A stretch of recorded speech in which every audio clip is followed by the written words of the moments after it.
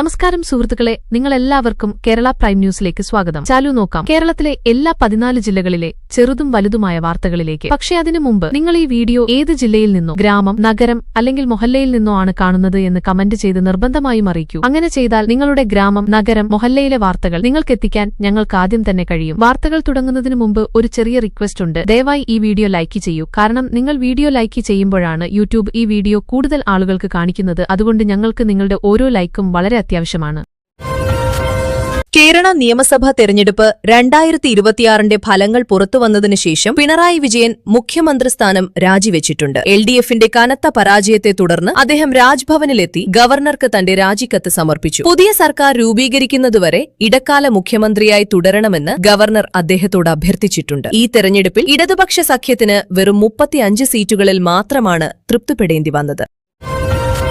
കേരളത്തിൽ നടന്ന നിയമസഭാ തെരഞ്ഞെടുപ്പുകളിൽ കോൺഗ്രസിന്റെ നേതൃത്വത്തിലുള്ള UDF വൻ ഭൂരിപക്ഷം നേടി. 140 സീറ്റുകളിൽ നിന്ന് 102 സീറ്റുകളിൽ വിജയം നേടി സഖ്യം 10 വർഷത്തിനു ശേഷം അധികാരത്തിലേക്ക് മടങ്ങിയെത്തി. സംസ്ഥാനത്തിന്റെ വിവിധ ഭാഗങ്ങളിൽ UDF പ്രവർത്തകർ മൃദംഗങ്ങളോടെയും മിഠായികളോടെയും ആഘോഷം നടത്തി. ഈ വിജയം LDF സർക്കാരിനെതിരായ വലിയ ജനവിധിയായി കണക്കാക്കപ്പെടുന്നു.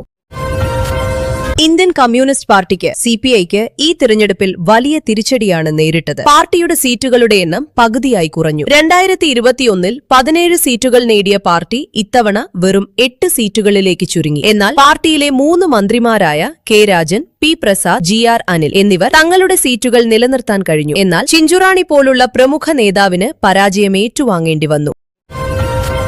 കേരളത്തിലെ എറണാകുളം ജില്ലയിലെ കോട്ടകളായി കണക്കാക്കപ്പെടുന്ന പിറവം, ആലുവ, അങ്കമാലി നിയമസഭാ മണ്ഡലങ്ങളിൽ UDF തന്റെ ആധിപത്യം നിലനിർത്തി. അനൂപ് ജേക്കബ് പിറവം സീറ്റിൽ നിന്ന് തുടർച്ചയായി 4ാം തവണ 44,681 വലിയ ഭൂരിപക്ഷത്തിൽ വിജയം നേടി. അതേസമയം അങ്കമാലിയിൽ റോജി M ജോൺ CPMന്റെ സാജു പോളിനെ പരാജയപ്പെടുത്തി 3ാം തവണയും വിജയം സ്വന്തമാക്കി. കേരള നിയമസഭാ തെരഞ്ഞെടുപ്പ് 2026 ഫലങ്ങളിൽ BJP സംസ്ഥാനത്ത് അക്കൌണ്ട് തുറന്ന് 3 സീറ്റുകളിൽ ചരിത്ര വിജയം നേടി. പ്രധാനമന്ത്രി നരേന്ദ്രമോദി ഈ പ്രകടനത്തെ കേരള രാഷ്ട്രീയത്തിലെ നിർണായക വഴിത്തിരിവെന്ന് വിശേഷിപ്പിച്ചു. വികസന രാഷ്ട്രീയത്തിന്റെയും ജനങ്ങളുടെ വർദ്ധിച്ച വിശ്വാസത്തിന്റെയും പ്രതീകമാണ് ഈ വിജയമെന്ന് പാർട്ടി നേതൃത്വം വ്യക്തമാക്കി.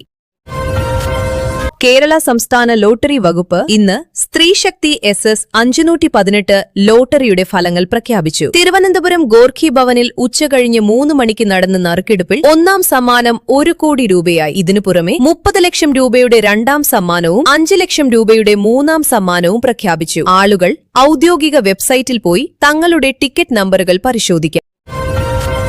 പത്തനംതിട്ട ജില്ലയിലെ എന്തുവിന് സമീപം ഇന്ന് രാവിലെയുണ്ടായ റോഡ് അപകടത്തിൽ മലയാളം നടൻ സന്തോഷ് നായർ അന്തരിച്ചു. അദ്ദേഹത്തിന്റെ കാർ നിയന്ത്രണം വിട്ട് ഒരു ലോറിയിൽ ഇടിക്കുകയായിരുന്നു. അപകടത്തിന് ശേഷം അദ്ദേഹത്തെ സ്വകാര്യ ആശുപത്രിയിൽ എത്തിച്ചെങ്കിലും ജീവൻ രക്ഷിക്കാനായില്ല. നടന്റെ മരണവാർത്ത മലയാളം ചലച്ചിത്ര ലോകത്ത് ദുഃഖത്തിന്റെ തരംഗം സൃഷ്ടിച്ചു.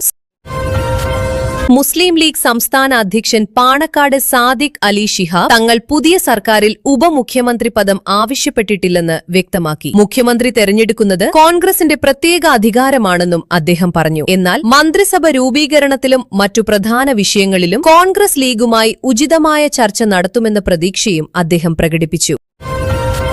കേരള തിരഞ്ഞെടുപ്പിൽ കനത്ത പരാജയത്തിന് ശേഷം CPM സംസ്ഥാന സെക്രട്ടറി MV ഗോവിന്ദൻ പാർട്ടി ഫലങ്ങളുടെ ആഴത്തിലുള്ള അവലോകനം നടത്തുമെന്ന് പറഞ്ഞു. ജനവിധിയാണ് സുപ്രധാനമെന്ന് അംഗീകരിച്ച അദ്ദേഹം പാർട്ടിയിലെ കുറവുകൾ തിരുത്താൻ പരിഹാര നടപടികൾ സ്വീകരിക്കുമെന്നും വ്യക്തമാക്കി. പരാജയത്തിന്റെ കാരണങ്ങൾ ബൂത്ത് തലത്തിലേക്കും എത്തിച്ചു പരിശോധിക്കുമെന്നും അദ്ദേഹം പറഞ്ഞു.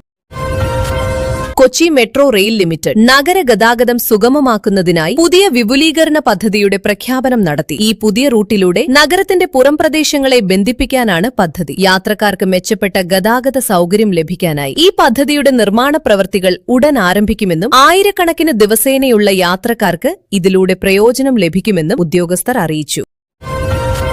കേരളത്തിന്റെ തീരപ്രദേശങ്ങളിൽ മൺസൂൺ വരവിന്റെ സൂചനകളോടെ കാലാവസ്ഥ വകുപ്പ് മുന്നറിയിപ്പ് പുറപ്പെടുവിച്ചു. ശക്തമായ കാറ്റിന് സാധ്യതയുള്ളതിനാൽ മത്സ്യത്തൊഴിലാളികൾ കടലിൽ പോകരുതെന്ന് നിർദ്ദേശം നൽകി. സംസ്ഥാന ദുരന്ത നിവാരണ അതോറിറ്റി എല്ലാ ജില്ലാ കലക്ടർമാരോടും സാധ്യതയുള്ള വെള്ളക്കെട്ടിനെയും മണ്ണിടിച്ചിലിനെയും നേരിടാൻ സജ്ജരാകണമെന്ന് നിർദ്ദേശിച്ചു.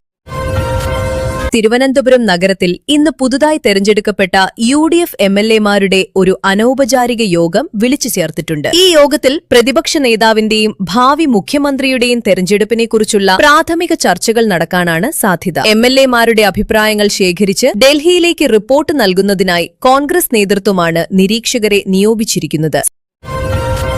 ശബരിമല ക്ഷേത്രത്തിൽ മാസപൂജയ്ക്കായി ഭക്തരുടെ വലിയ തിരക്കാണ് അനുഭവപ്പെടുന്നത്. ഭക്തർക്കായി പ്രത്യേക സൌകര്യങ്ങൾ ക്ഷേത്ര ഭരണകൂടം ഒരുക്കിയിട്ടുണ്ട്. വേനൽ ചൂട് കണക്കിലെടുത്ത് കുടിവെള്ളത്തിനും വിശ്രമത്തിനും അധിക സൌകര്യങ്ങൾ ഒരുക്കിയിട്ടുണ്ട്. ദർശനം സുതാര്യമാക്കുന്നതിനായി പോലീസ് ശക്തമായ സുരക്ഷാ ക്രമീകരണങ്ങൾ ഏർപ്പെടുത്തിയിട്ടുണ്ട്.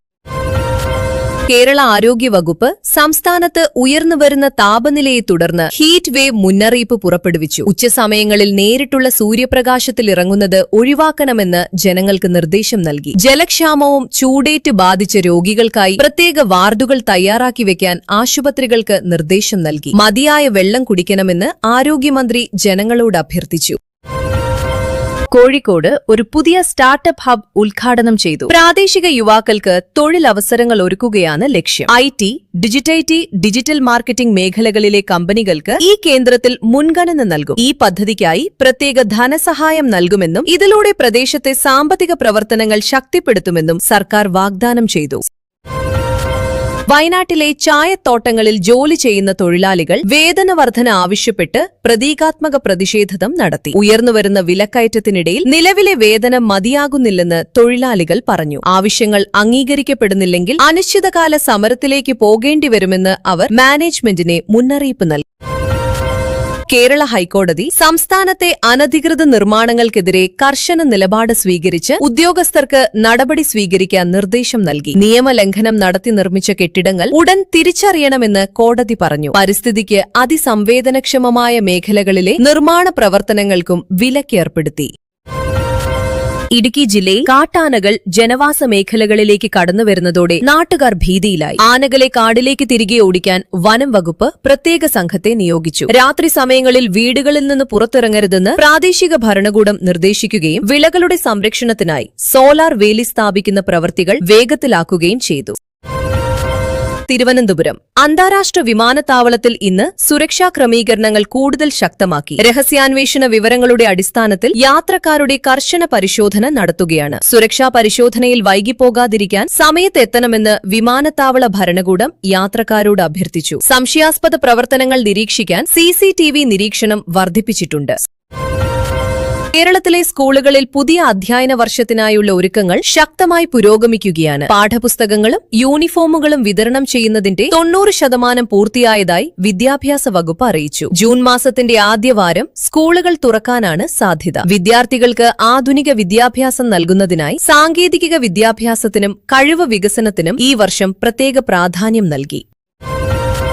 മുന്നാറിൽ ടൂറിസം സീസൺ ആരംഭിച്ചതോടെ ഹോട്ടലുകളുടെയും ഹോം സ്റ്റേകളുടെയും ബുക്കിംഗുകൾ പൂർണ്ണമായി നിറഞ്ഞിരിക്കുകയാണ്. പ്രകൃതിയുടെ സൌന്ദര്യം ആസ്വദിക്കാൻ വലിയ തോതിൽ വിനോദസഞ്ചാരികൾ എത്തുന്നു. കഴിഞ്ഞ വർഷത്തേക്കാൾ ഈ വർഷം വിനോദസഞ്ചാരികളുടെ എണ്ണത്തിൽ 20% വർധനയുണ്ടായതായി പ്രാദേശിക വ്യാപാരികൾ പറയുന്നു. ഗതാഗതം നിയന്ത്രിക്കാൻ അധിക പോലീസ് സേനയെ വിന്യസിച്ചിട്ടുണ്ട്.